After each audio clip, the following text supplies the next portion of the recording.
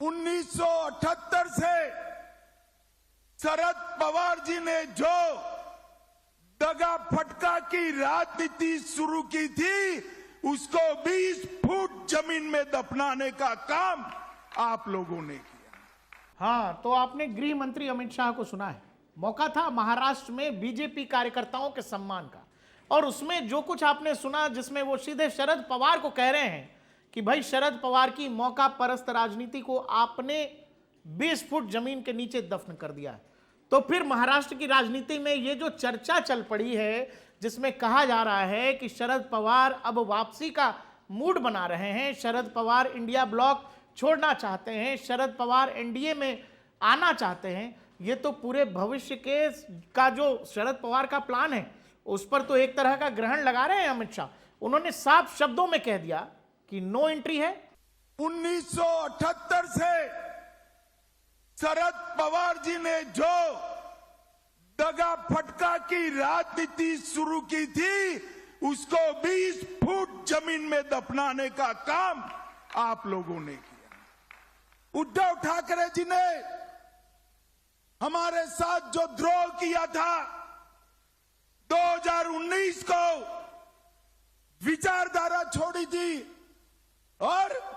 बाला साहब ठाकरे के सिद्धांतों को छोड़ा था, झूठ फरेब कर मुख्यमंत्री बने थे, वो उद्धव ठाकरे जी को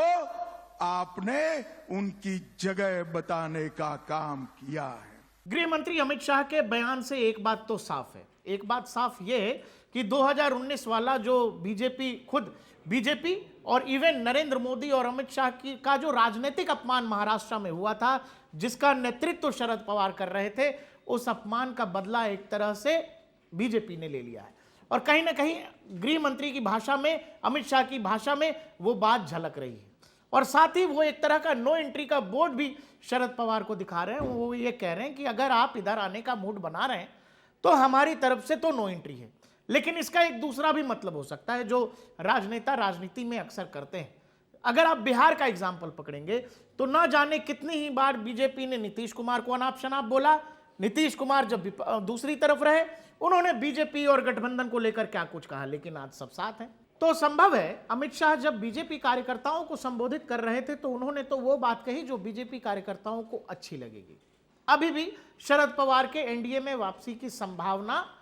पर बात हो सकती है, लेकिन जैसे जैसे जिस खड़े शब्दों का इस्तेमाल अमित शाह ने किया, उसके बाद लग रहा है कि महाराष्ट्र की राजनीति में जो ये चर्चा चल पड़ी थी कि शरद पवार अपनी बेटी का भविष्य सुरक्षित करना चाहते हैं, शरद पवार समझते हैं कि उनके पास 10 ही विधायक हैं और वो विधायक किसी भी दिन उठ के किसी रिजॉर्ट में जाके बैठ जाएंगे। 8 एमपीज का सहयोग वो बीजेपी को करना चाहते हैं, लेकिन वो ये जानते हैं कि नरेंद्र मोदी और अमित शाह उनके द्वारा जो कुछ किया गया 2019 में, वो सब इतनी आसानी से भूलेंगे भी नहीं। और अमित शाह के इस बयान के बाद महाराष्ट्र में एक नए तरीके की चर्चा है कि क्या शरद पवार एनडीए में वापस आ सकेंगे या नहीं आ सकेंगे, या फिर अमित शाह के इस बयान के बाद साफ साफ एक तरह से बीजेपी ने मैसेज दे दिया है आपके द्वारा जो कुछ 2019 में किया गया था उसको बीजेपी का शीर्ष नेतृत्व तो भूला नहीं है, और केवल आपकी बेटी का भविष्य सुरक्षित हो जाए इसके लिए वो सब कुछ भुलाकर हम आपकी एंट्री एनडीए में कर लें, ये बड़ा मुश्किल लग रहा है।